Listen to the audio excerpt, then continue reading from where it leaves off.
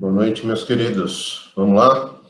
Ontem a gente estava falando sobre jornada de trabalho, e aí eu tratei com vocês mais de um conceito, de uma definição, e tratamos das espécies de jornada de trabalho. Falei daquilo que foi revogado pela reforma trabalhista, que seria a jornada in itinere, e que a gente teria eventualmente uma aplicabilidade hoje por conta de prazos prescricionais que ainda não correram.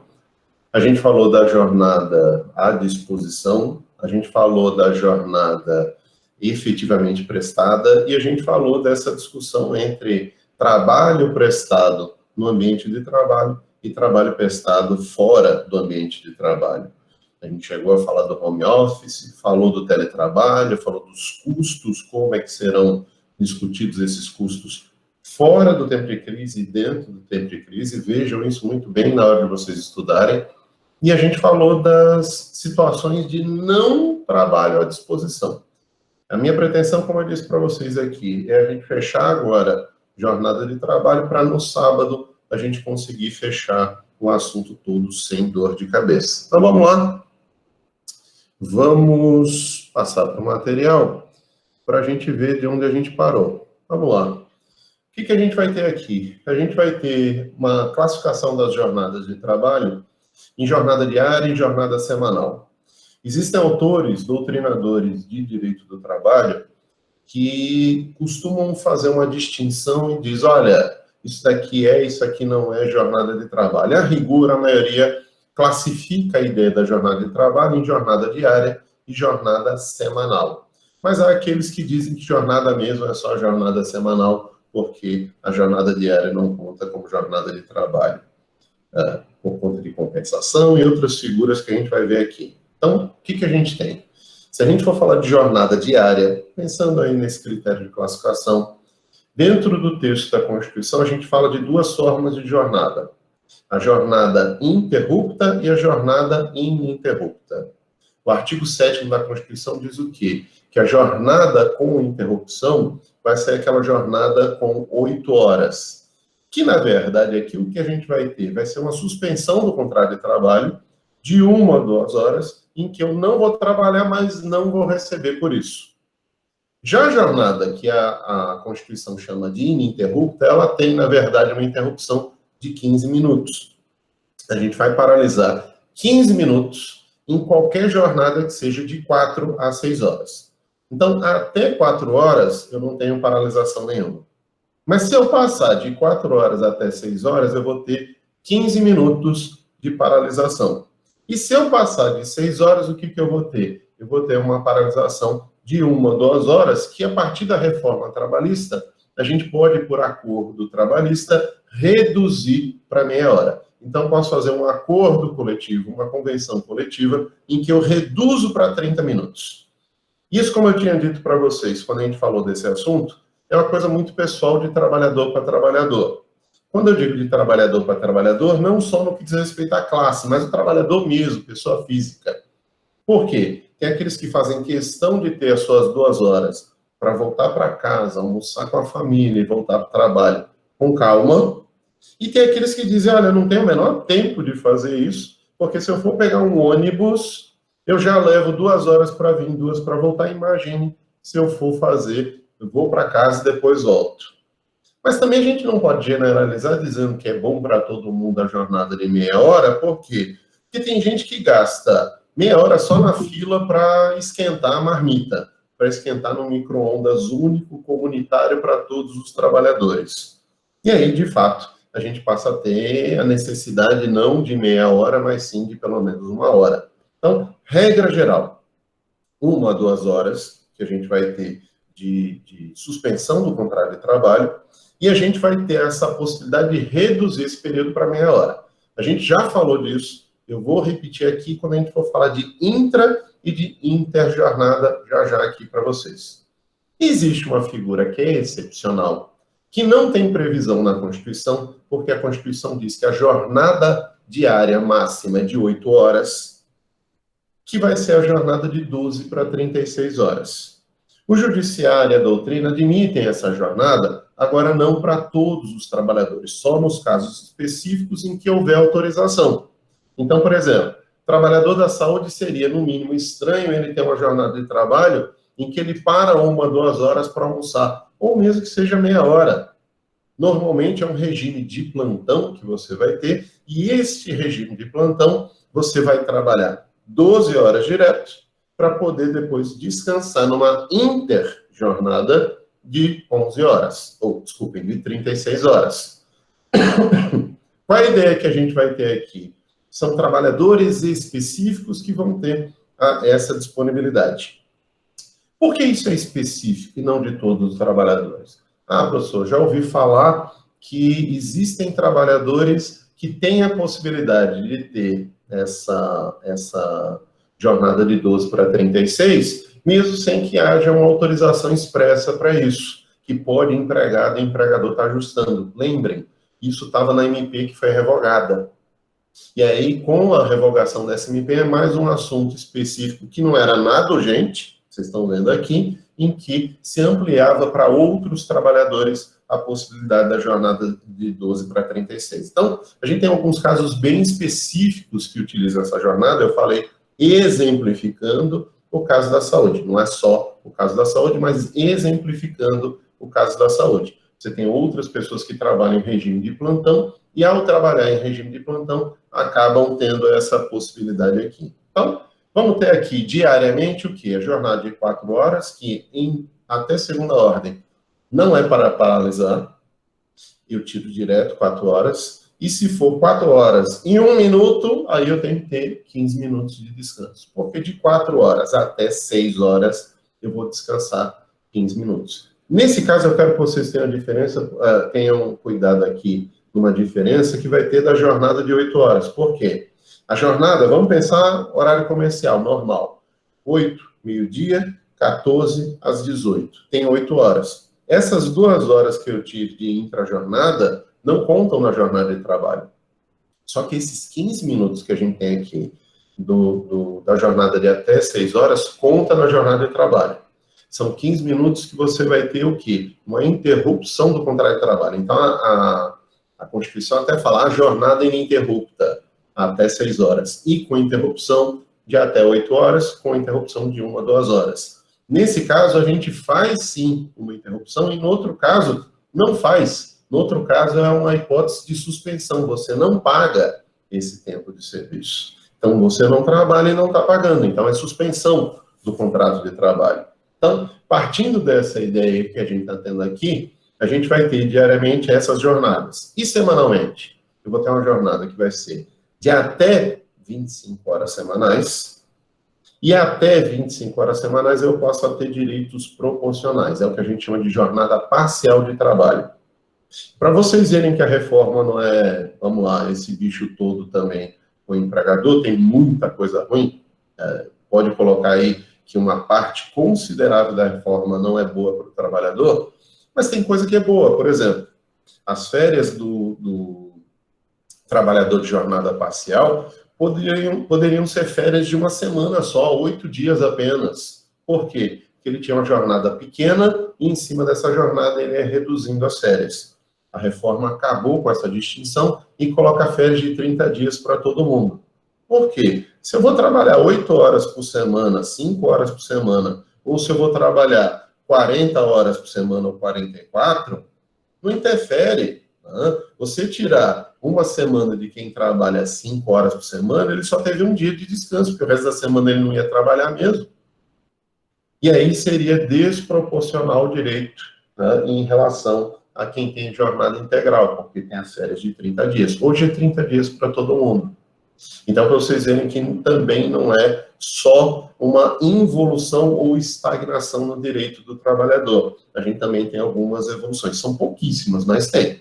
Então, nesse ponto, as jornadas parciais, os direitos são proporcionais. Aquela brincadeira que eu fiz com vocês no começo.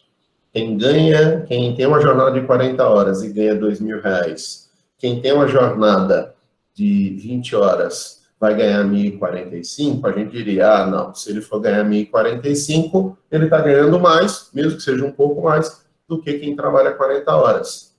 E quem trabalha 40 horas, se ganhasse 1.500, ganharia 1.045 quem tem menos do que 25 horas, a jornada, nesse caso, é parcial, é proporcional, e aí a proporcionalidade do direito leva o quê? O salário mínimo hora é R$ 4,75. Daqui a pouco eu vou trazer aqui a fórmula para vocês de como calculo o valor da hora, para a gente poder achar essa hora e fazer o cálculo para atribuir a hora extra. Então, vamos lá. Então, a gente tem a jornada diária e a gente tem a jornada semanal. Passou de 25 horas até 44 horas, que é máximo, é limite, não pode mais do que isso, aí a gente passa a ter a jornada integral. Isso daqui é uma regra. Tem exceções? Tem. Acabei de falar, até 4 horas eu não paraliso. Mas o trabalhador de frigorífico, este trabalhador, a cada 2 horas, ele vai trabalhar dentro da câmara fria 1h40, olha aqui embaixo, tá? E vai descansar 20 minutos fora da câmara fria.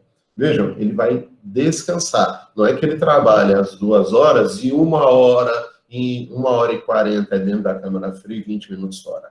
É descanso que a CLT determina. A gente tem outros trabalhadores que têm trabalho no ambiente, com limite de horas, e trabalho fora desse ambiente, aí com o restante da carga horária. Por exemplo, quem trabalha como operador cinematográfico, a gente vai ter 6 horas diárias de trabalho. É o prazo máximo que a gente pode ter. 5 horas dentro da câmara, na cabine de apresentação do filme, e 1 hora fora.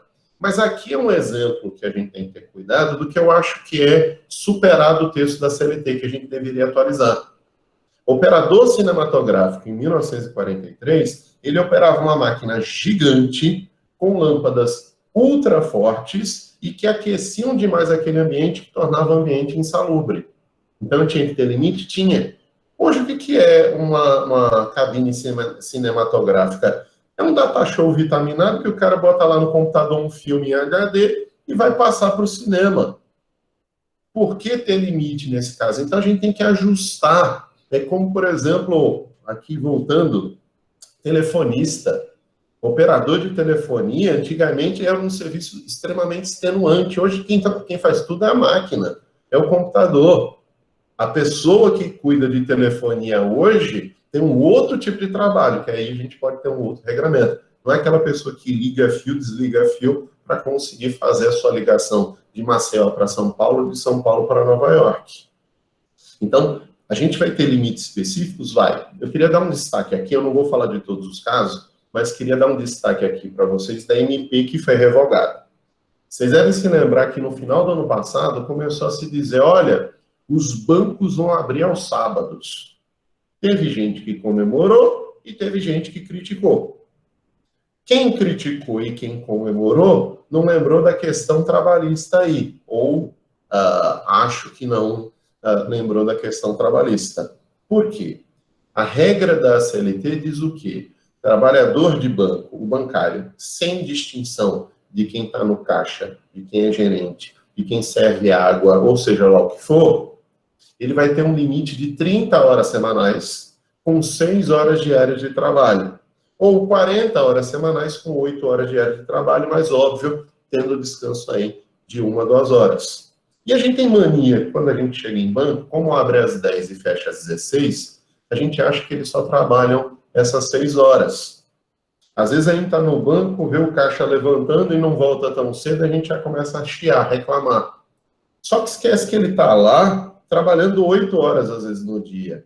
E ele precisa sair para almoçar, e é direito dele enquanto trabalhador. O que fez a MP? Colocou que essa jornada seria mantida para quem trabalha no caixa, mas quem trabalha fora dessa atividade direta de atendimento em caixa, essa pessoa passaria a ter uma jornada normal. E tendo jornada normal de até 44 horas semanais, poderia o banco funcionar aos sábados.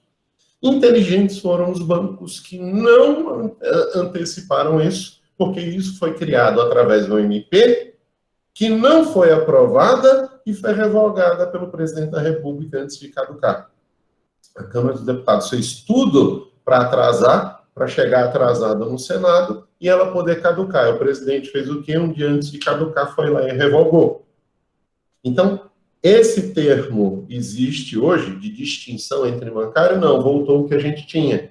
6 horas diárias com 30 horas semanais, que é o que a maioria faz, mas a possibilidade de 40 horas semanais com 8 horas diárias. Então, a gente tira o sábado, não tem chance de ter sábado, porque aí esse trabalhador vai distribuir na semana, todos igualmente, não interessa se é só caixa.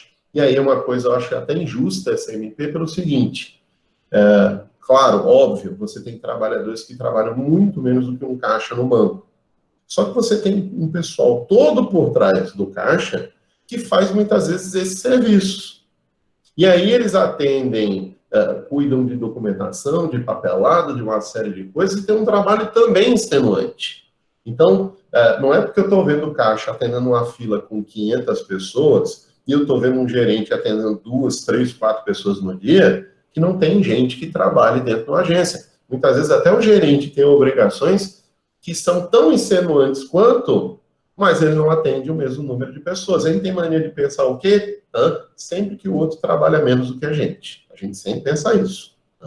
A gente sempre tem isso. A gente vê aquela pessoa que diz, não, médico trabalha demais.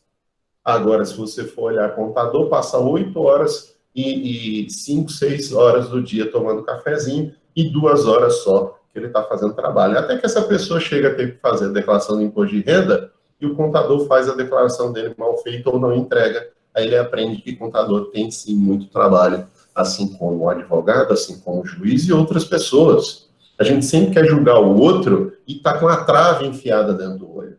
A gente não tira a trave que está enfiada dentro do olho para poder falar do pecado alheio. Então, esse é o problema que a gente tem aqui.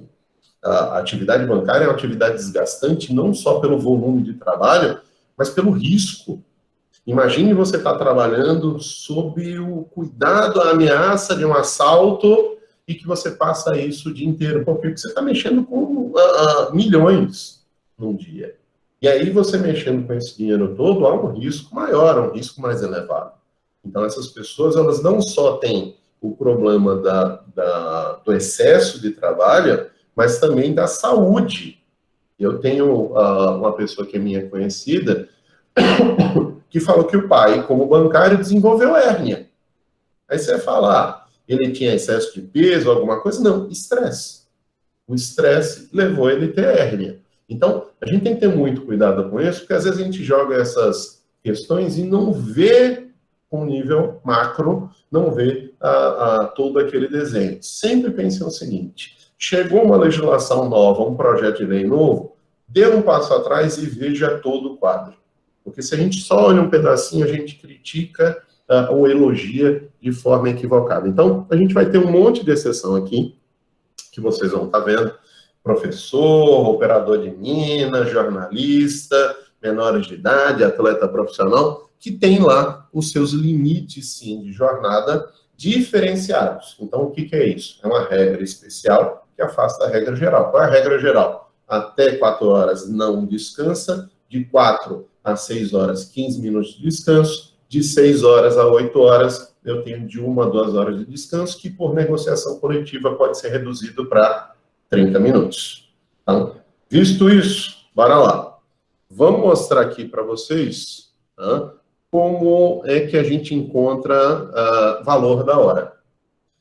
Toda vez a gente fica preocupado com o seguinte, vamos lá, eu tenho um salário de R$5.000 e eu não sei como é que eu calculo a hora para saber o valor da minha hora extra. Eu sei que eu tenho direito a uma hora extra, meu patrão está me pagando, mas eu não sei se ele está me pagando corretamente. Quem tem jornada de até 44 horas semanais, ou seja, trabalha 8 horas por dia, a gente vai fazer o cálculo usando 220. Então, o fator 220, vamos lá, não sei se vocês vão conseguir ver aqui, eu vou fazer melhor. Bora lá. Interromper aqui. E aí eu vou fazer uma coisa melhor para vocês.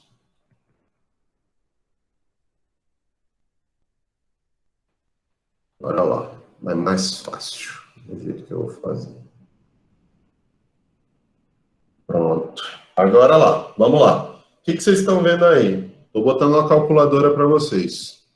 Se eu tenho um salário de R$5.000 e eu quero achar o meu valor hora para poder atribuir mais 50%, o que eu vou fazer aqui? Eu vou dividir por 220. Na hora de você dividir por 220, você vai achar o valor hora. Então, quem tem um salário de R$ 5.000, recebe por hora, aí pensando numa jornada que é integral, vai receber por hora aí R$ 22,73, aí arredondando. Se eu quiser somar uma hora extra, o que eu tenho? Além desses R$ 22, que é o valor do salário da hora extra, eu tenho que somar mais 50%. Então, o que a gente vai fazer aqui? Eu vou somar mais 50. Cadê o porcento? Tá aqui. Mais 50%, que seria 11,36, e aí chego aos R$ 34,09. Pronto, já achei o valor que a gente vai ter aqui, o valor da hora para calcular a hora extra.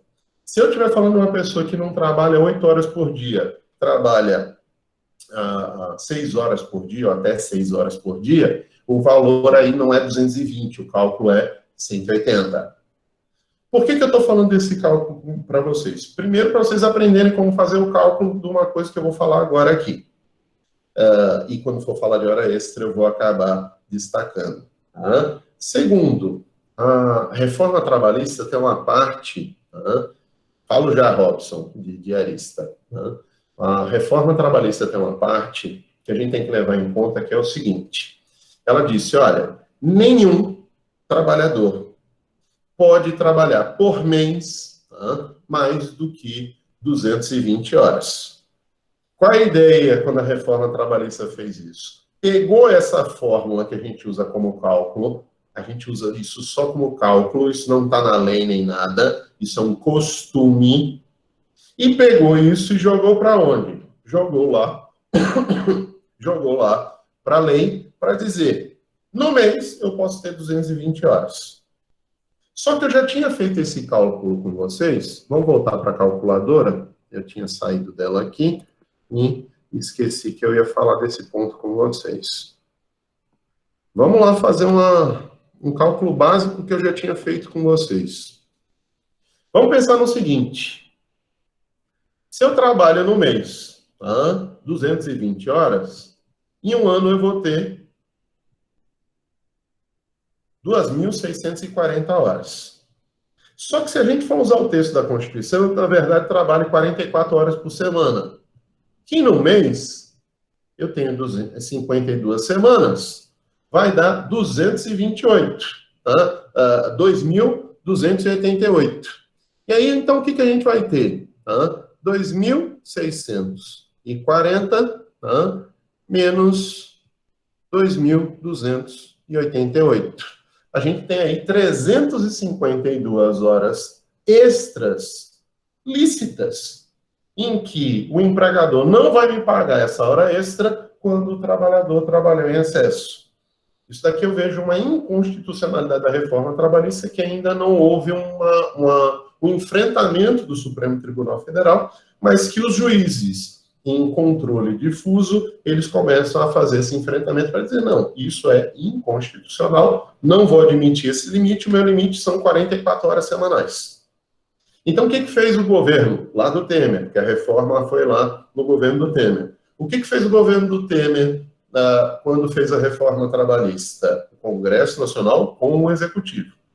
Não foi o Executivo sozinho. O que eles fizeram? Eles colocaram que o limite de hora extra seriam 220 horas por mês. O que, no meu modo de ver, inconstitucional, apesar da gente usar como fator para o cálculo, para achar esse valor, eu não posso usar esse mesmo fator para encontrar o caso aí do limite de horas, porque já há um limite objetivo de horas na Constituição. Qual é? 44 horas semanais. Qualquer coisa que supere isso é hora extra. E vocês viram aí que a gente tem mais de 300 horas no ano em que você passaria a ter trabalho de excesso. Bora lá. Bota aí uns 15 dias, mais ou menos. Estou botando o cálculo aí por baixo. Dá acho que uns 15, 17 dias de 24 horas trabalhando o dia inteiro, em que eu vou trabalhar a mais sem receber um centavo. E aí a gente tem que ter cuidado por isso. Mas bora lá. Deixa eu ver aqui. O Hugo está perguntando. Só avisando que a energia está bastante instável por aqui. Hugo, tá relampegando, relapangueando, tá triste hoje aqui em Maceió, viu? Então, se vocês tiverem problema ou se eu tiver problema, é uma coisa que vamos tocando, tá? Vamos tocando. Se vocês tiverem algum problema, algum colega me lembra ou já avisou. Se eu tiver problema cair, eu entro nem que seja no 4G aqui para dar aula para vocês, só se cair todo o sistema. Mas se não acontecer isso, vocês só me esperam que eu volto para a aula já, tá? Mas vamos lá, Robson está me perguntando, e se for diarista? Robson, diarista não tem jornada de trabalho e não tem hora extra, ele não é empregado. Diarista recebe por dia. Se o dia de trabalho vai ser um dia pesado ou vai ser leve, por exemplo, eu sou piscineiro da tua casa, Robson. Na tua casa tem uma piscina enorme, gigante. Eu cobro o dia para chegar lá. E na do vizinho, que eu cobro o mesmo dia, eu tenho muito menos trabalho, porque ele fez um tanquinho, e aí eu vou lá e faço atendimento. Provavelmente, com você eu estou perdendo dinheiro, que compensa com o outro que eu estou trabalhando menos para fazer esse dia. O diarista, ele não trabalha com jornada de trabalho, a não ser o dia. Ele recebe por dia. O que ele pode é, eventualmente, fazer o seguinte, o dele eu cobro mais barato, o teu eu cobro mais caro, porque aí, de fato, eu tenho mais trabalho para fazer aqui do que lá. Tá? Então, só para esclarecer, a gente está falando aqui de empregado. O empregado, na hora de fazer o valor do cálculo de hora, a gente usa, para quem tem jornada de 8 horas, 220, para quem tem jornada de 6, o fator 180. Ok? Vamos lá. Larissa, a mesma coisa. Se alguém, se você cair, alguém me lembra depois no final. Mas vamos lá. Dando sequência ao nosso assunto. Então, vocês viram aí como a gente encontra o valor da hora para poder calcular. E aí, depois eu vou falar de hora extra com vocês no final de semana. Eu vou dizer, olha, cuidado na hora de calcular, porque a hora extra dia é uma forma de calcular e a hora extra hora é outra forma de calcular. Aí eu vou explicar isso para vocês no final de semana e vocês vão ver bem essa diferença para não ter problema. Então, aqui é o fator que a gente vai usar para o cálculo da hora para poder encontrar um valor. Então, bora lá. Eu boto na prova dizendo, José ganha um salário de tanto, assim, assim, assado, trabalhou mais tantas horas além da jornada, essas horas não foram compensadas.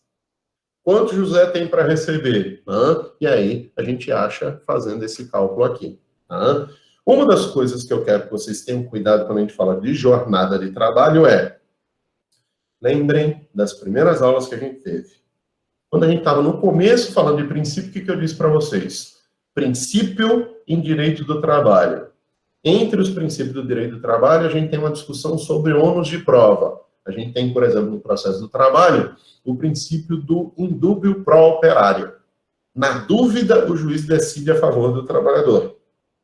Só que a gente tem que ter cuidado porque a gente fez algumas modificações na CLT, porque ela dizia o ônus da prova incumbe a quem alega. Depois a gente fala indúbio pro operário. E agora o que a reforma trabalhista faz? Eu acho que é muito mais justo o que veio da reforma. O ônus de provar fatos constitutivos do direito do trabalhador incumbe ao reclamante, ao trabalhador. Mas se for um fato modificativo ou extintivo desse direito, quem vai ter que fazer a prova é o empregador.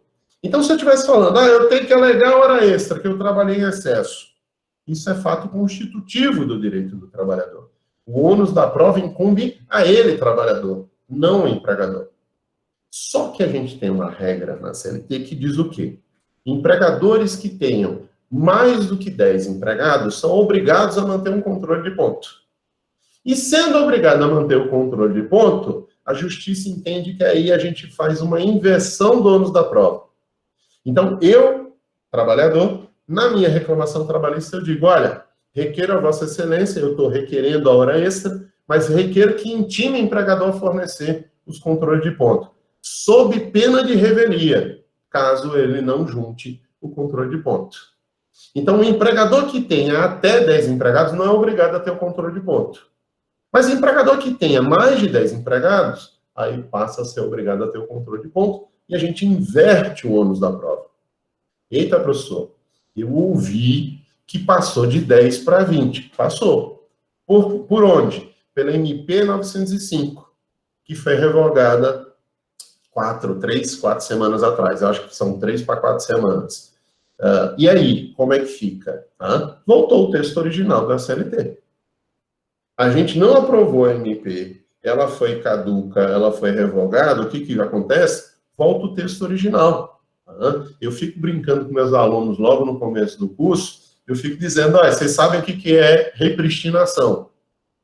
Aí eu digo, cuidado, eu só posso ter repristinação expressa. E no caso da MP, o que é? É uma forma de repristinação.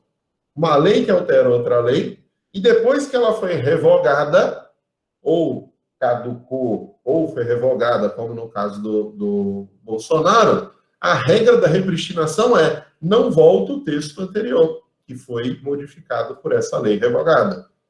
Só que aqui volta. Por quê? Porque MP, se ela não for aprovada, volta ao status quo ante, volta à regra anterior. Eu não vou usar o texto da MP. Então, a MP 905 dizia 20, mais do que 20 trabalhadores. Voltou o texto aqui para ficar 10 trabalhadores. Então, essa MP, ela não era emergencial. Vejam, eu repito um monte de situação aqui para vocês, dizendo casos que não tinham emergência. E que levam, e que deveria o Supremo dar um basta nisso, levam à conclusão de que as MPs de longa data no Congresso, não é de agora, do governo atual não, mas de longa data as MPs são aprovadas sem necessidade, sem urgência. Deveriam ser projetos de lei, tramitar com calma no Congresso, e aí foi aprovado, entra em vigor. Não foi aprovado, paciência. Essa é a regra da democracia. A gente atropela a democracia fazendo projeto de lei quando não tem urgência. Mas agora no coronavírus tem emergência. Agora, essa MP é da época do ano passado. Ela é de 2019. O coronavírus começa na China em 2019 e vai chegar aqui no Brasil para começar a se alastrar em março. Então, a gente só começa a ter medidas que são de fato urgentes depois de 20 de março de 2020. Antes disso, a gente não tinha nem calamidade pública decretada no país. Então, só para ilustrar aqui para vocês.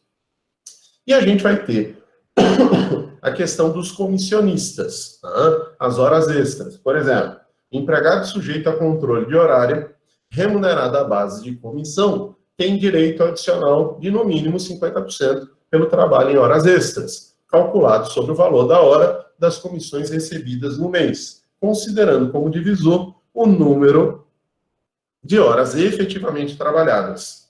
Professor, mas eu entendi errado. Eu acho que o comissionista era um vendedor. E vendedor externo, até onde eu sei, ele ganha comissão, mas não tem jornada de trabalho. De fato, não tem jornada de trabalho e não tem hora extra. Por quê? Porque ele faz o horário dele. Mas a gente tem situações que a gente tem que ter cuidado. Por exemplo, a súmula 340 do TST fala que se eu fizer um controle de ponto do comissionista, eu tenho que pagar hora extra se ele tiver hora extra. E, recentemente, o TST decidiu, acho que foi no final do ano passado, se eu não me engano, o TST decidiu um caso de vendedor externo mesmo, e eu digo aqui no material, não tem jornada de trabalho, mas aí eu sempre digo, tenham cuidado aqui com algumas questões. Em que, como ele usava equipamentos eletrônicos que controlavam onde ele estava e se ele estava ou não trabalhando, entendeu o TST que era para considerar sim como jornada de trabalho e pagar ou determinar que se pagasse as horas extras. Então, neste caso, tenham cuidado. A gente passa aqui algumas situações de regra geral, que é o quê? Olha, gerente não tem controle de ponto, não tem jornada de trabalho, não tem hora extra. O trabalhador externo não tem controle de ponto, não tem jornada de trabalho, não tem hora extra. Mas tem exceções.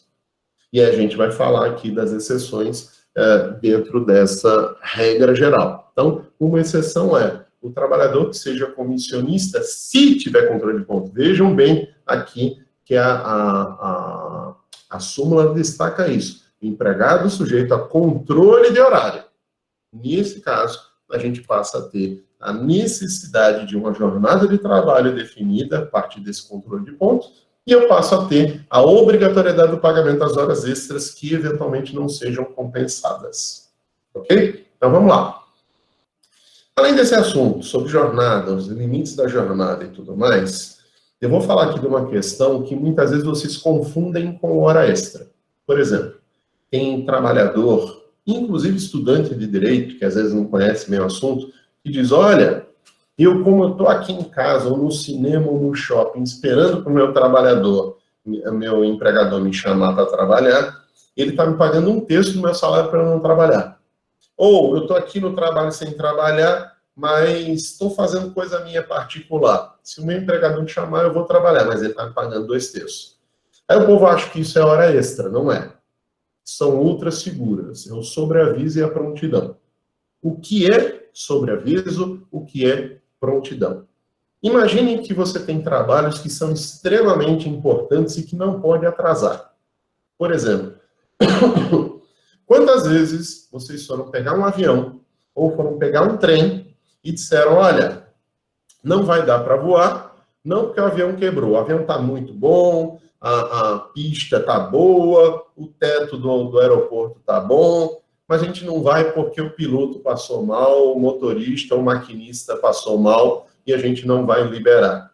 Isso não acontece. Por quê? Porque normalmente esse tipo de trabalhador tem o quê? Tem uma equipe reserva.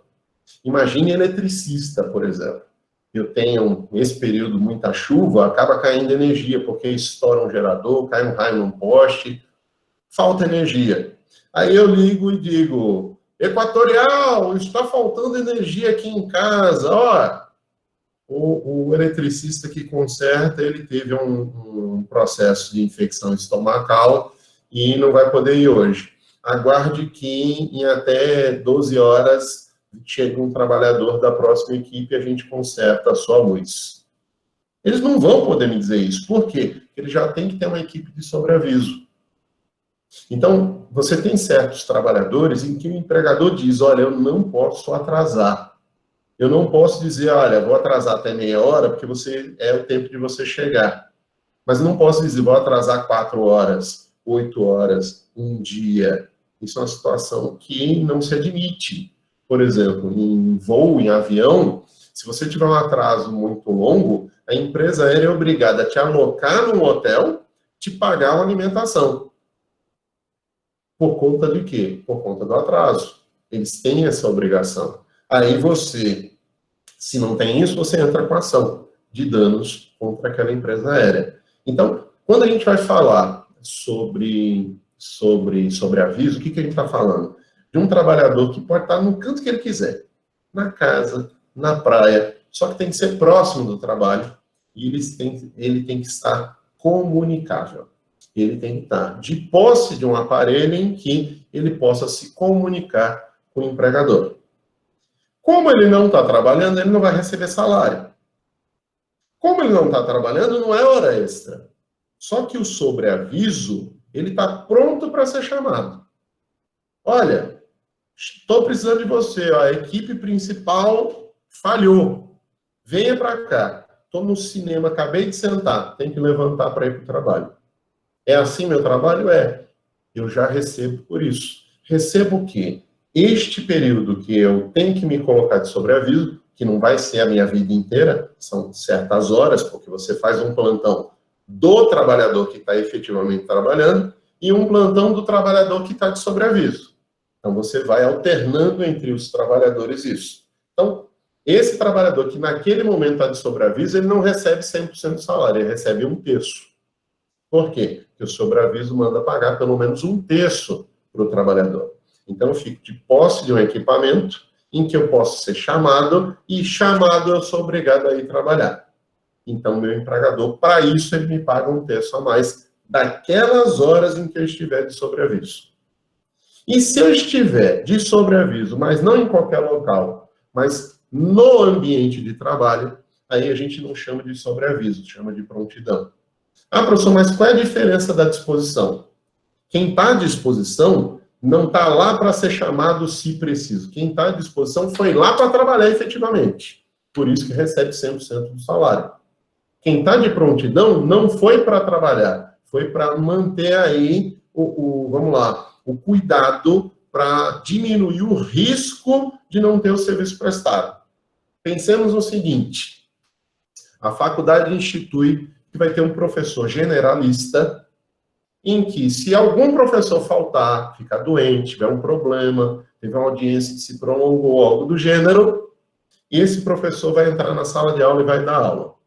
Por quê? Não vai haver atraso na carga horária, vocês vão ter o assunto e tudo mais. Esse professor que está lá na casa aquele dia ou toda semana, ele está de quê? Está de prontidão.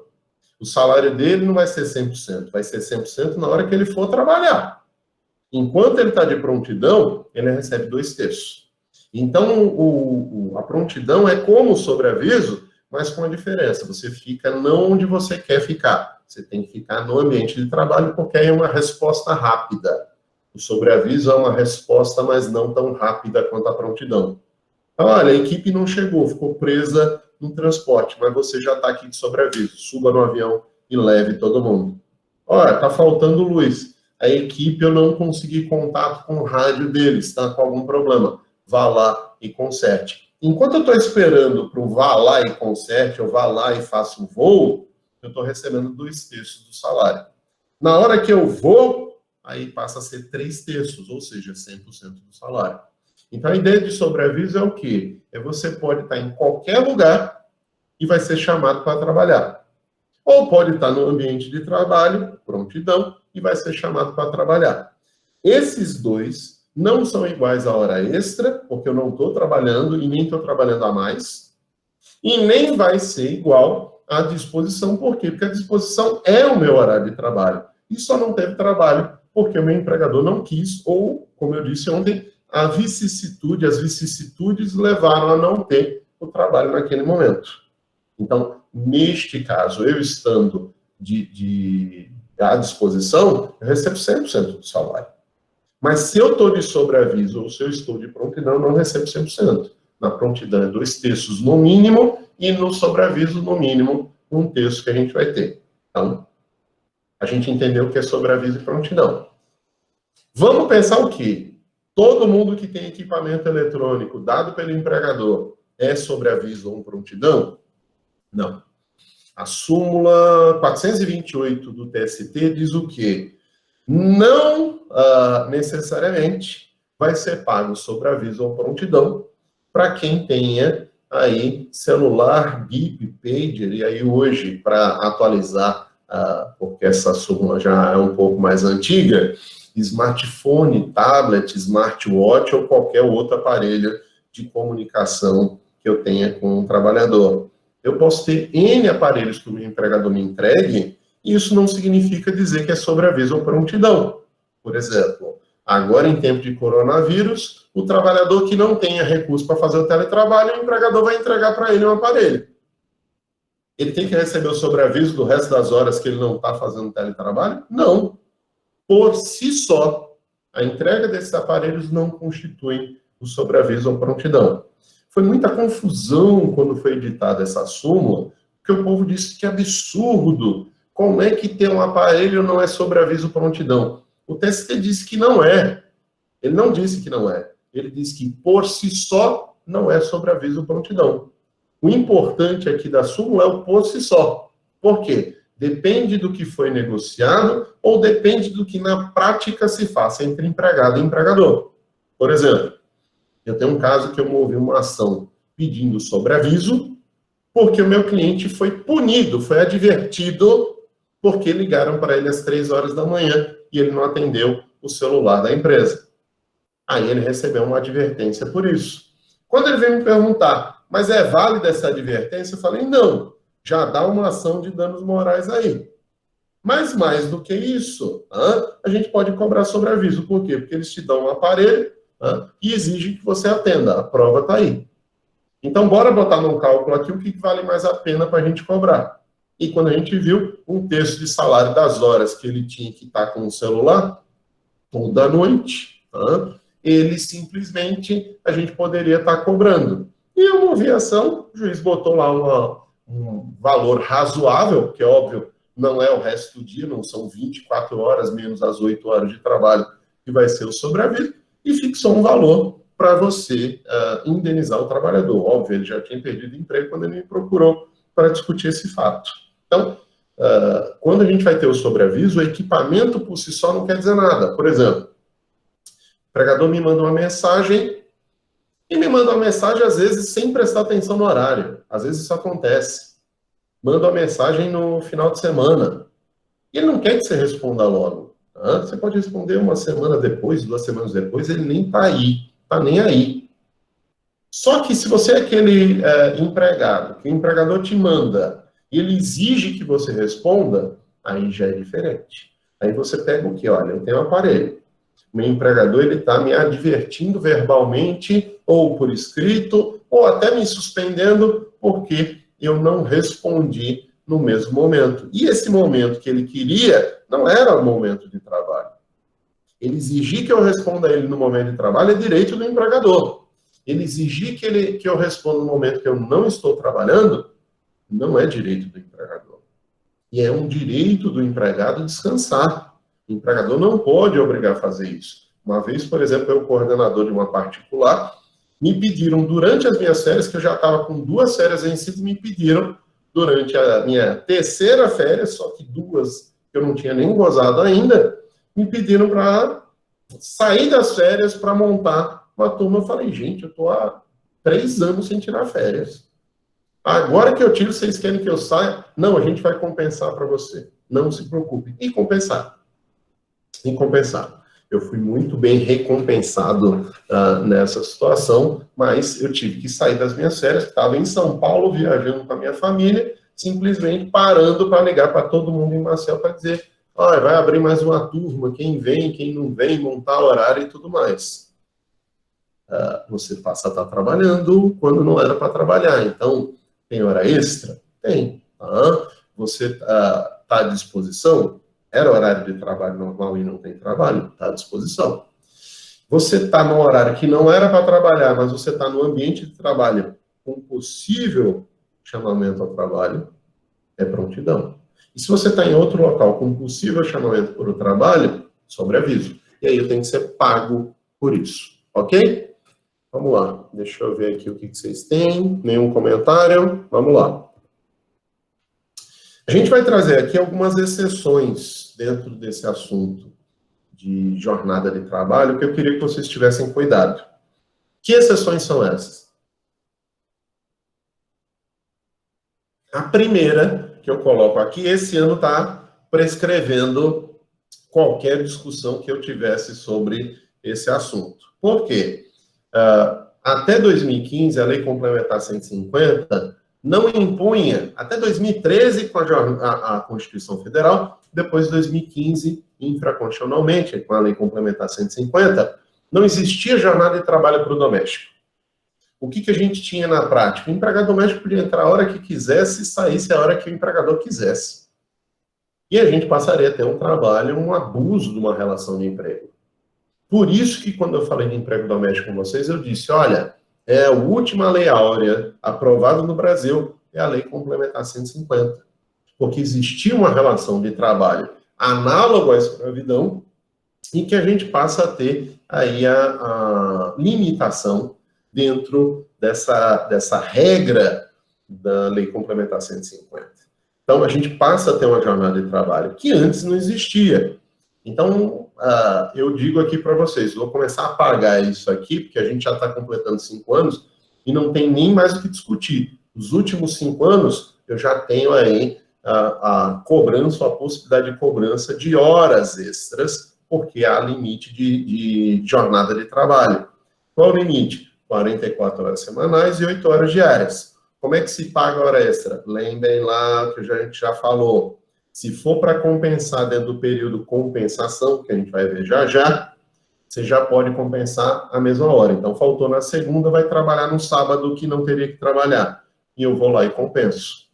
Mas se for para montar um banco de horas, as 40 primeiras horas, você vai ter que pagar como hora extra só a partir da 41ª que você passa a ter o sistema da compensação no banco de horas. Então, só para lembrar vocês que foi assunto da outra prova, mas é assunto dessa aqui também, porque a gente está discutindo aqui hora extra e jornada de trabalho. E aí vale também para trabalhador doméstico. A gente vai ter a figura dos gestores. Aí aqui eu uso a expressão gerente, que é a expressão que normalmente a gente usa, mas são chefes. Quem exerce cargo de chefia, quem exerce cargo de confiança enquanto chefe, não tem jornada de trabalho, por quê? Primeiro, o cargo é de confiança. Se é de confiança, o trabalhador é tão de confiança que ele vai trabalhar o dia que ele quer e não vai trabalhar no dia que ele e deixa falta no dia que ele não quer trabalhar. Eu, empregador, posso exigir dele algum controle de ponto ou algo? Lembra aquilo que a gente já falou aqui, eu tenho um trabalhador que eu não vou poder exigir o controle de ponto, porque se eu começar a exigir, apesar dele estar numa situação de exceção, ele vai acabar recebendo hora extra. Exemplo, eu, numa instituição, exercendo um cargo de chefia, me foi dito, olha, a partir dessa semana vai ter controle de ponto para os cargos de chefia. Mas por que isso? Não, é porque os teus colegas estão faltando muito. Eu falei, puxa a orelha deles, fale com eles, tá? Estão insistindo, vocês veem que não tem solução, troca. Agora, se vocês forem fazer controle de ponto, vocês vão pagar hora extra. Ah, não, mas não se paga hora extra para quem é gerente. Eu falei, cara, você tem que escolher. Não dá para você ter o melhor dos mundos. Eu quero que você preste um controle de ponto, mas na hora de você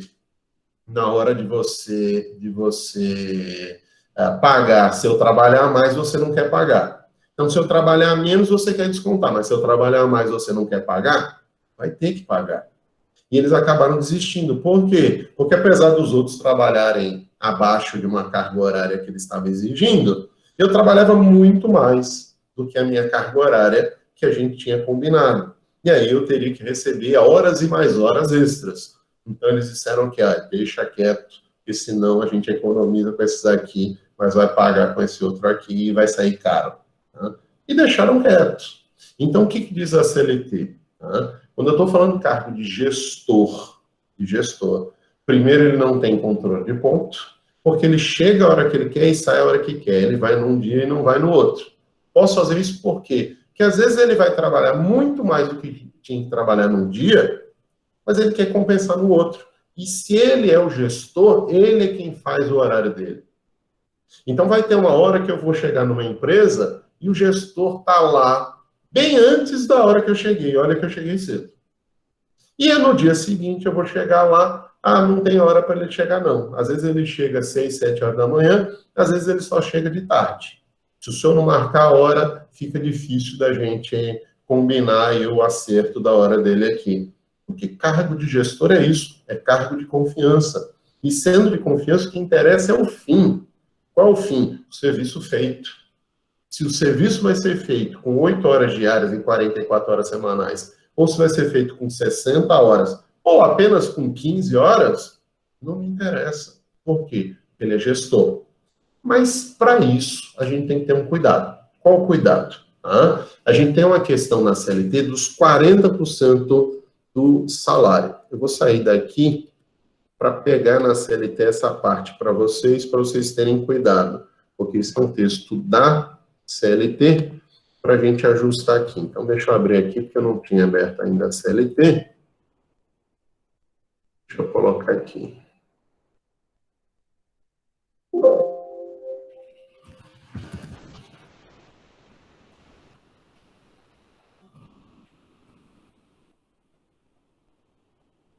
Deixa eu achar aqui rapidinho, gente. Só um segundo.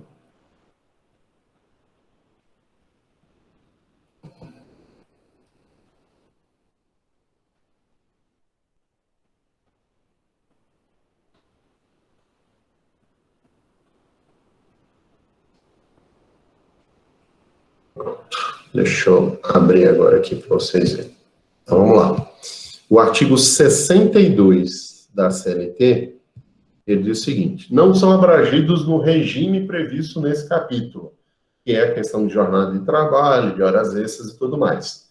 Os empregados que exercerem atividades externas, incompatíveis com a fixação de horário de trabalho, devendo tal condição ser anotada na CTPS, em registro do trabalhador, no livro de registro do empregado, os gerentes, assim considerados os exercentes de cargo de gestão e os quais se equipararem, porque a gente nem sempre chama de gerente, eu posso chamar de CEO, de presidente, de diretor-presidente. A gente tem vários nomes. Na faculdade é diretor, na universidade ou centro universitário é reitor.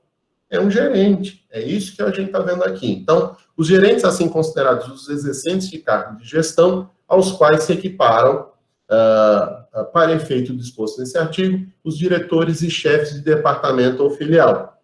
E os empregados em regime de teletrabalho, que aí também não teria esse mesmo cuidado que a gente vai ter aqui, porque você não tem como controlar também o horário de trabalho dele de uma forma tão precisa assim, a não ser o caso nosso aqui de faculdade, que se eu começar a faltar, dizendo, não, amanhã, não, a gente dá aula até às 11 horas.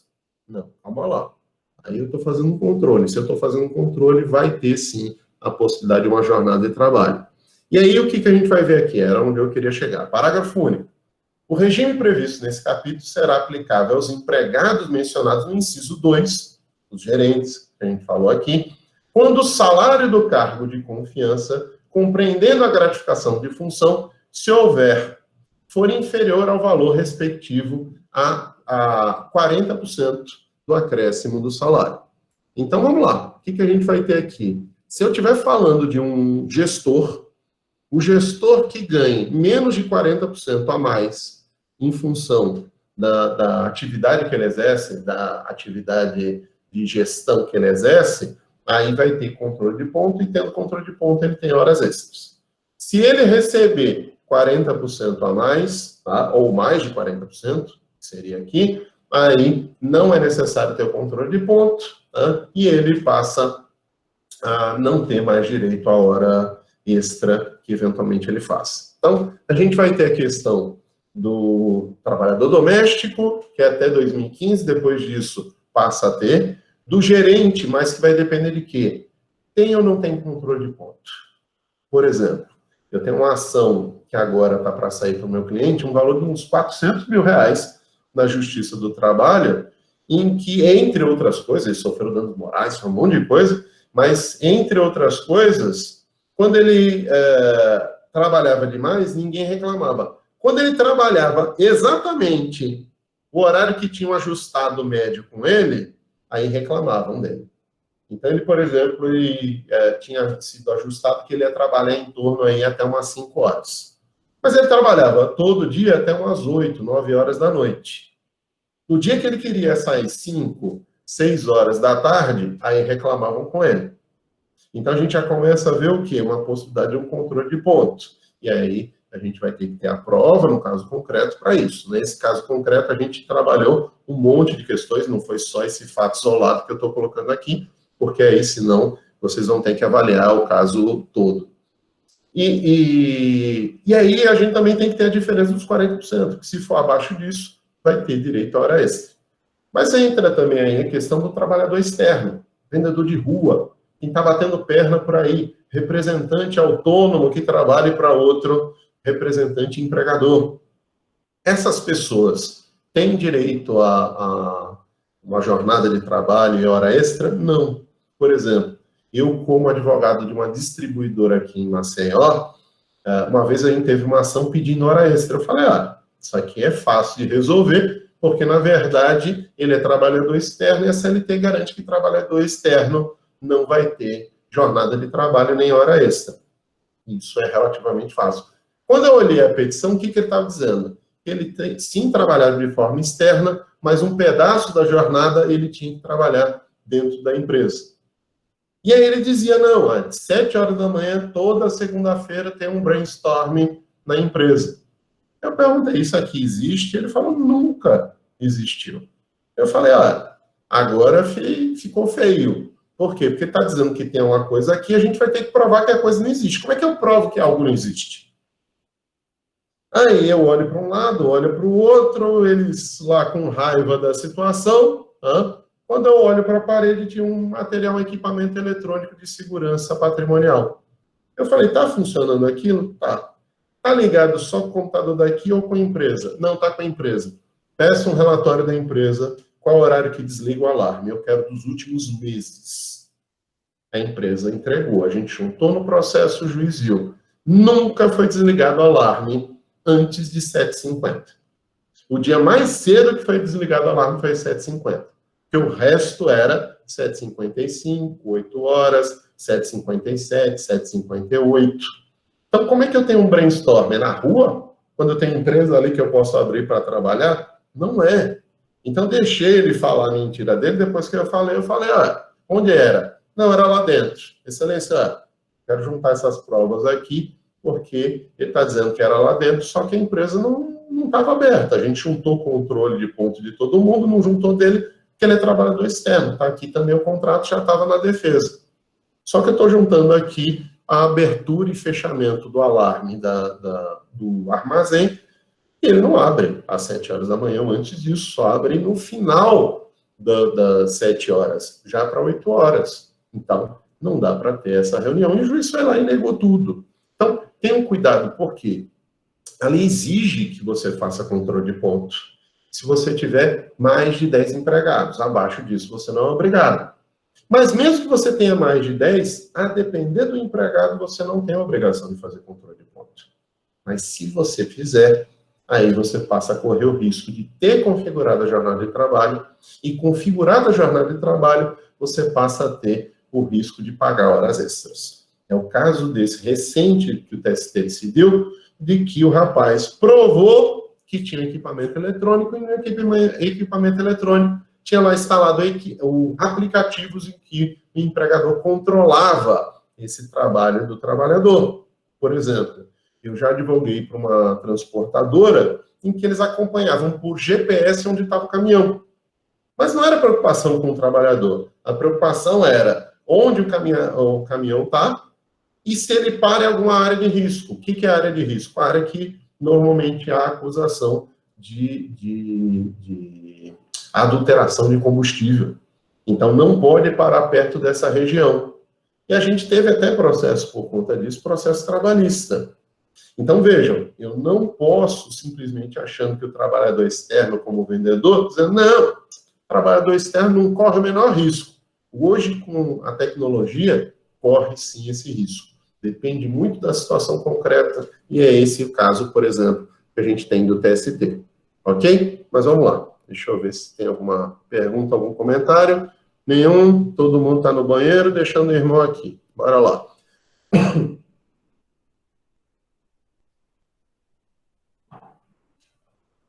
Falando de jornada de trabalho, a gente não pode deixar de falar de quê? A gente não pode deixar de falar dos intervalos. Já andei falando muito com vocês de intervalo de quê? De intervalo de intra-jornada.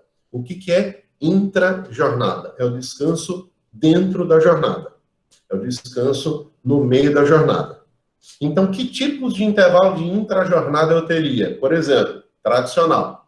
Quem trabalha entre 6 e 8 horas de trabalho tem de 1 a 2 horas de descanso, podendo ser reduzido para meia hora. Esse período é um período de suspensão do contrato de trabalho, porque eu não recebo por esse serviço. Não é no meio das 8 horas que eu vou ter 1 ou 2 horas, ou reduzido para meia hora. É entre esses períodos que a gente vai ter aqui. Eu posso ter outro período de intra-jornada? Posso. Eu tenho quem tem jornada de até 6 horas, mais de 4 até 6, 15 minutos. Só que é 15 minutos dentro dessas 6 horas. Eu não vou trabalhar 6 horas e 15 minutos no dia. Eu vou trabalhar 6 horas. E dentro eu vou tirar 15 minutos para um horário de descanso. É o horário do cafezinho. É o horário da conversa rápida que você vai ter. Ah, professor, esse horário é o horário que pode ser o horário do banheiro? Porque eu trabalhando lá na Alma Viva, não me deixam usar o banheiro antes do horário do intervalo. Gente, campeã de processo trabalhista aqui em Maceió. Mas não é só ela. Tem caso de supermercado que eu já vi que não deixa o trabalhador ir no banheiro. O trabalhador, muitas vezes, até tem que fazer as suas necessidades no local de trabalho por conta disso. A gente vê coisas que são absurdas, de abusividade de trabalhador, que parece que você não está no século XXI. A gente não pode admitir isso. Ah, mas é só no horário do intervalo que eu uso o banheiro? Não. Isso é fisiologia da pessoa. Não dá para estar aguentando. Você vai lá e sai. Esses 15 minutos que a gente está falando aqui é os 15 minutos que você não vai fazer em outro horário no dia. É o cafezinho que você vai tomar, é a aguinha que você vai tomar, é a conversa que você vai ter com um colega rápido, e o resto, trabalho. Então, jornada de 8 horas, 1, 2 horas de descanso, ou meia hora que a gente vai ter se houver acordo ou convenção coletiva. Jornada de 6 horas, de 4 a 6, a gente passa a ter 15 minutos. Tem especificidade? Tem. Lembrem, operador de câmara fria, trabalhador de câmara fria, a cada 2 horas, 1 hora e 40, trabalha dentro da câmara fria e descansa 20 minutos fora. Por quê? Porque é uma atividade insalubre lá dentro. Você congela um boi inteiro, imagine um ser humano, então tem que usar EPI, usa o casaco de proteção, usa a bota, usa a luva, muitas vezes uma máscara para você não congelar a extremidade, nariz, dedo, é muito comum você estar congelando, porque são extremidades e não tem a mesma circulação. O corpo, normalmente, quando você esfria, ele puxa o sangue para o tronco. Por isso que a gente sente muito frio nas mãos e nos pés. Então, é o canto que você mais tem que proteger. Você protegendo isso, você protege o trabalhador, porque ele está dentro de uma câmara fria, e aí não é só tempo de descanso, também o uso de EPI, que a gente está vendo aqui. Então, essa é a ideia que a gente vai ter de descanso, de intra-jornada. Aí eu já boto o tracinho aqui embaixo no intra-jornada para chamar a atenção de vocês. Intra, dentro, interno na jornada de trabalho. Então, intra-jornada de trabalho, a gente vai ter esses descansos que tem aqui. Mas lembrem, eu tenho regras também específicas. Falei do operador de câmara fria, mas a gente falou de empregado doméstico. Empregado doméstico tem de 1 ou 2 horas, que pode ser reduzido para meia hora, mas se ele dorme no trabalho, se ele reside no trabalho, ele passa a ter a possibilidade de uma intrajornada de até 4 horas. Eu posso ter aí 2 períodos de descanso que é até 4 horas. Então, isso você vai variando de trabalhador para trabalhador, caso a caso, conforme a situação. O que está aqui é regra geral. É uma regra geral que a gente vai ter. Então, enquanto regra geral, a intrajornada é essa que a gente vai ter aqui. Só que a gente vai ter além do intervalo da intrajornada, a gente vai ter o intervalo da interjornada. E aí, lembrando só, esse intervalo da intrajornada não é só para o almoço que a gente pensa aqui, não. Para um jantar que a gente pensa aqui, não. Por exemplo, eu tenho intervalos de intrajornada, como o caso da amamentação. Lembrem, a mãe tem 2 períodos de 30 minutos que pode amamentar o filho. É uma intrajornada. Você tem um descanso, um intervalo dentro da jornada que você pode ter esse descanso. Por isso que eu falei para vocês, quando eu falei ali lá na questão da mulher gestante, grávida, ou que está amamentando, a lactante, nesses casos, o que a gente vê? A gente não pode pegar esse horário e jogar tudo para o final. Eu não posso fazer como um restaurante que me contratou para justamente começar fazendo um processo desse, em que eles tinham feito um ajuste com os empregados que queriam sair mais cedo. Aí disseram, não, vocês botam no papel que vocês aceitam sair mais cedo, eu pego essa 1 hora que vocês têm descanso no meio e jogo para o final. Ah, não, a gente assina. Eles assinam na hora que o primeiro é demitido, ele move uma ação dizendo, eu não tive descanso. Aí o cliente diz, ação fácil. Sempre é isso. Vocês vão ver sempre a gente dizendo, a ação é fácil. Tá? Por quê? Porque eu não quero que você cobre muito. Então a ação tem que ser fácil. Mas vá você perder. Aí era um caso muito complexo para a sua capacidade, que é limitada. Então, a ação não é fácil. Nenhuma ação é fácil. Não tem essa história. Se a gente tivesse controle da ação, nós não seríamos advogados, seríamos juízes. Quem tem o controle da decisão é o juiz, não é o advogado. E olhe lá, porque até o juiz pode ter a decisão dele reformada. Então, a gente vai lá e entra com a ação. Tá? Vai lá e faz a defesa. O que a gente vai ter aqui? Jogou a intra-jornada para o final, não é intra, é inter. Interjornada, o intervalo que você faça de interjornada é no meio das jornadas, é entre as jornadas. Interjornada é entre as jornadas. Intra é dentro. Então, dentro da jornada, você tem períodos que você descansa. 1 a 2 horas, pode ser reduzido para meia hora, 15 minutos, para amamentar 2 períodos de 30 minutos, isso é intra-jornada. Interjornada é de um dia para o outro de trabalho. Quanto que eu tenho de descanso de um dia para o outro de trabalho? Eu tenho que ter no mínimo 11 horas. E aí, vejam, por que eu dou aula na segunda e na terça de noite e não dou aula na quarta de manhã, só na quinta? Porque se eu fosse contar 7 horas da manhã da quarta-feira e 10 horas da noite da terça-feira, eu teria só 9 horas. Eu não teria 11 horas. E eu tenho que ter 11 horas de um dia para o outro de trabalho, no mínimo. No mínimo. Por quê? Porque o trabalhador tem que ter um descanso. Então, se eu saio 10 horas da noite e chego no dia seguinte, 7 horas da manhã, eu tive suprimido 2 horas de descanso.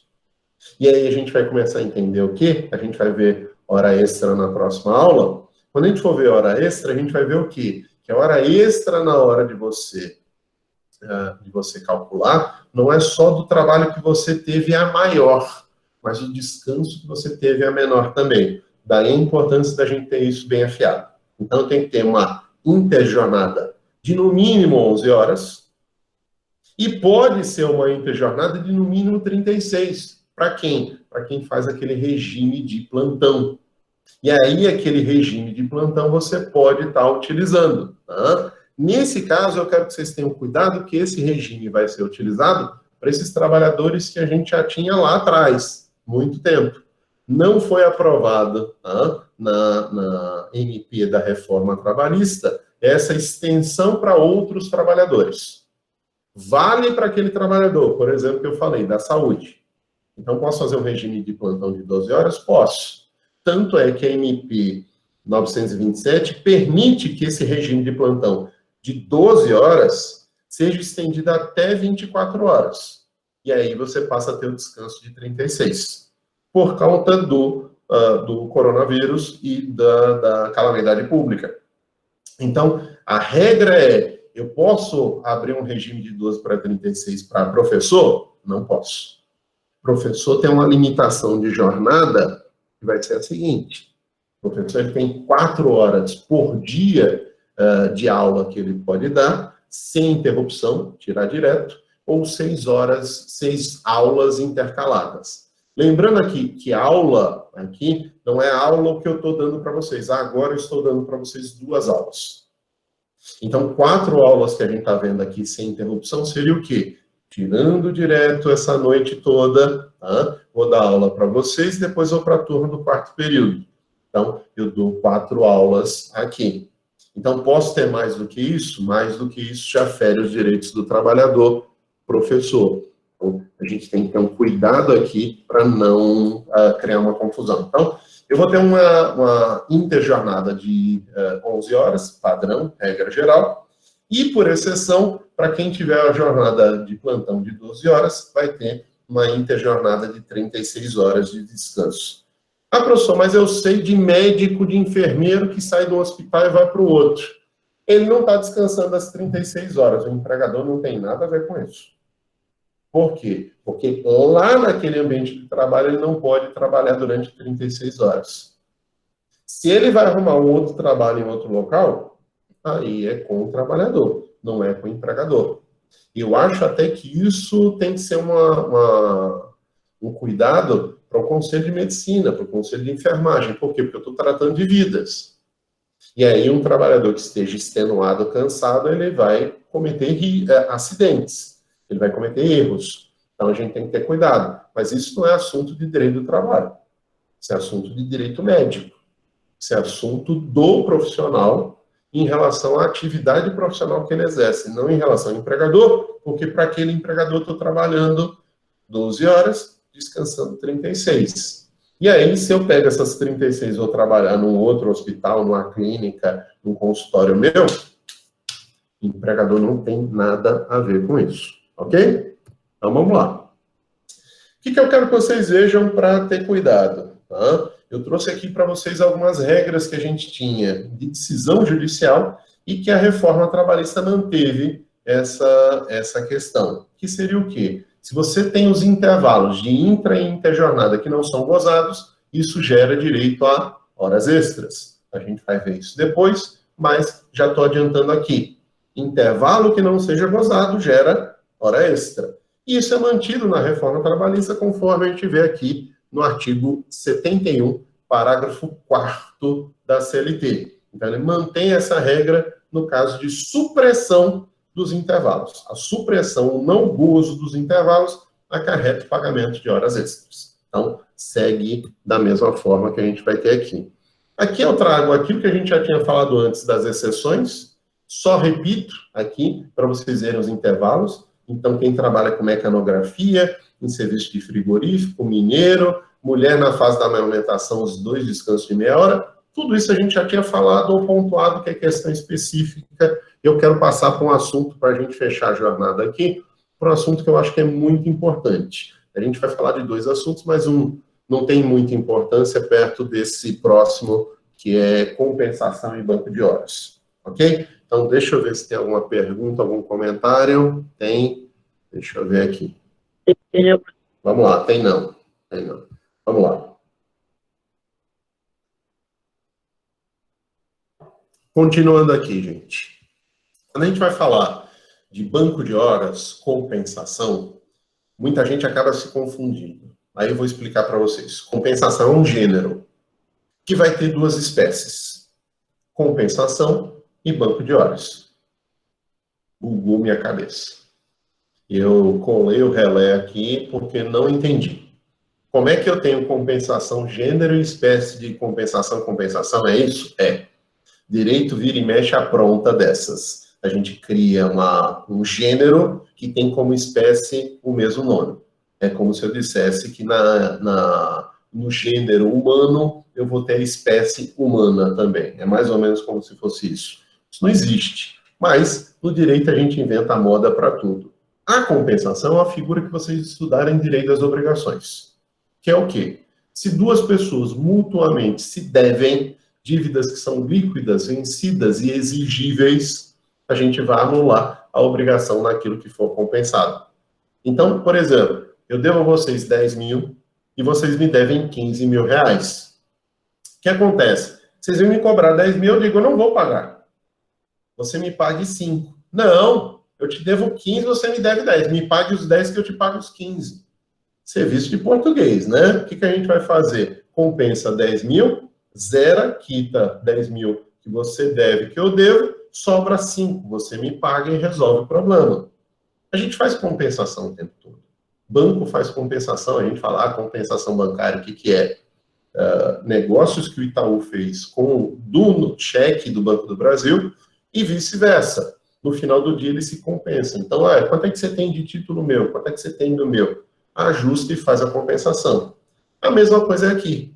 O que a gente vai ter? Eu sou trabalhador e eu tenho que receber horas extras do empregador. E o empregador tem que ter o desconto dos dias que eu não trabalhei. O que a gente faz? Compensa. Eu trabalho num dia que não é para trabalhar, tá? E vou compensar num dia que, no caso, seria um dia que eu vou descansar, um dia que seria de trabalho. Então, por exemplo, no nosso último dia 21 de abril, era dia de Tiradentes. Quando é que a faculdade fechou? No dia 20. E a gente teve que trabalhar no dia 21, que era feriado. Eu recebi adicional? Não. Por quê? Porque a gente compensou. Essa figura da compensação que eu estou falando aqui para vocês seria o quê? Eu pego um dia que não era para trabalhar, boto para trabalhar, e um dia que era para trabalhar, dou descanso. Isso eu compenso. Eu posso fazer isso por acordo individual ou acordo coletivo de trabalho. Mas isso tem que ser feito no período do salário. Ou seja, naquele mês que eu estou tendo, numa semana, um dia eu trabalhei, no outro eu descanso. Por exemplo, uma fábrica que eu já advoguei, a gente chegou a fazer um acordo em que os trabalhadores trabalhariam 10 horas na segunda, 10 horas na terça, 10 horas na quarta, 10 horas na quinta, 4 horas na sexta, somando 44 horas. E um advogado moveu uma ação trabalhista e eu fiz a defesa. E a justiça negou as horas extras. Por quê? Não eram 8 horas no máximo diária? São 8 horas no máximo diária. Só que eu tenho que levar em conta, na verdade, a jornada semanal de 44 horas. A CLT, ela diz, olha, a jornada máxima é de 8 horas. só que eu posso compensar até 2 horas. Então, se eu pego 4 horas do sábado, jogo na segunda e na terça, 2 horas, 2 horas. Pego 4 horas da sexta, jogo na quarta e jogo na quinta, 2 horas, 2 horas. E eu somo tudo, eu tenho 44 horas, sem ter hora extra. O que eu fiz? Compensei. Eu posso fazer isso por acordo individual ou acordo coletivo de trabalho. Não tem problema. Só que se eu quiser fazer banco de horas, aí esse banco de horas é como se fosse um crédito, é um crédito a longo prazo.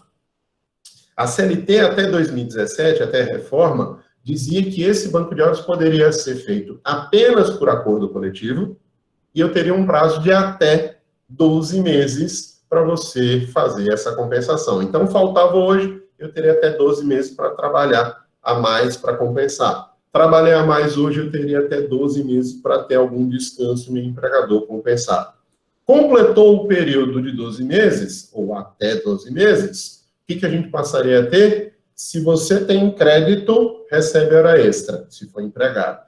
Se você tem débito, vai ser descontado o seu salário, porque você teve atrasos, faltas, e que o empregador não descontou antes. E aí ele anota que você faltou, só que joga no banco de horas para fazer esse desconto. Até novembro de 2017, até a reforma trabalhista, os bancos de horas só poderiam existir por acordo coletivo. A reforma cria um banco de horas por acordo individual de trabalho, e esse banco tem um limite de até 6 meses. Só que vocês vão lembrar, né? Não dá para a coisa piorar? Piora. A MP 927, falando de coronavírus, diz o quê? Que todo esse período que eu estou deixando de trabalhar, mas recebendo o meu salário, o que vai acontecer? O meu empregador ele pode pegar esse período e compensar em feriados oficiais em até 18 meses depois da calamidade pública. Então, se essa calamidade pública durar, vamos lá, mais 3, 4 meses, quando ela terminar, todos esses 6, 7 meses que a gente teve de calamidade pública, eu vou pegar todo esse período e sacar tudo que é feriado que você tem oficial até completar 1 ano e meio, 18 meses. Aí os feriados não oficiais, os religiosos, pode, desde que haja acordo com o empregado. Esse banco de horas, em tempo de coronavírus, pode ser feito por acordo individual ou coletivo. Mas você tem que comunicar ao empregado que vai compensar em até 48 horas. Então, você comunica até 48 horas e faz esse banco de horas num período bem prolongado, 18 meses. Então, vejam, eu posso, por acordo individual, ter banco de horas? Posso. Ou dessa época do Covid-19, ou em situação normal, mas com um banco de até 6 meses. Em acordo coletivo, eu posso estender até 12 meses. Mas no tempo do coronavírus, pode ser acordo individual até 18 meses, não da sua falta. 18 meses do fim da calamidade pública. Então, olha lá quanto tempo que eu posso passar aqui sem ter feriado e trabalhar todos os feriados oficiais e talvez até alguns feriados religiosos, desde que haja acordo. Então, para encerrar, só para deixar claro aqui para vocês, tem um tipo de jornada que não é tão comum, mas também não é uma coisa difícil da gente achar, que é a jornada móvel de trabalho, que tem muita gente que confunde com jornada de tempo parcial ou regime de compensação de horas. Não é isso. Vejam, você pode tirar horas do sábado, horas da sexta e jogar da segunda até a quinta? Pode. Isso é compensação. Mas eu posso dizer que eu vou pegar horas do trabalhador, e essas horas do trabalhador, uma hora ele começa a trabalhar de madrugada, outra hora de tarde, outra hora de noite. Num dia ele trabalha às 8 horas, no outro ele trabalha às 6, no outro ele trabalha às 4. Posso. Chegando no fim da semana, tendo 44 horas semanais, tendo as intra e interjornadas respeitadas, você pode montar uma escala. Aí você diz, mas que loucura, quem é que trabalha assim? Tem muita gente que trabalha assim. Por exemplo, trabalhador de estação no metrô em São Paulo, as estações do metrô normalmente abrem lá para umas 4 para 5 horas da manhã e vão até meia-noite as últimas estações de saída de trem, mas que até o trem chegar no outro lado, leva em torno aí de mais 1 hora. Então, vai lá até 1 hora da manhã as últimas estações fechando. Então, funciona em média aí de 4 da manhã até a 1 hora da manhã uma estação de metrô. Não dá para você botar o trabalhador trabalhando desse jeito. E aí, para não privilegiar uns e prejudicar outros, o que eles fazem? Fazem uma jornada móvel. Num dia você trabalha e descansa numa semana na segunda, na outra semana você vai descansar no domingo. Na outra você vai descansar na quarta, na outra só na quinta. Num dia você trabalha 4 horas, no outro 8. Num você começa de madrugada, no outro vai começar de tarde. Então, isso é o que a gente passa a ter como jornada móvel, que pode existir desde que contratada entre empregado e empregador. Ok? Alguma dúvida?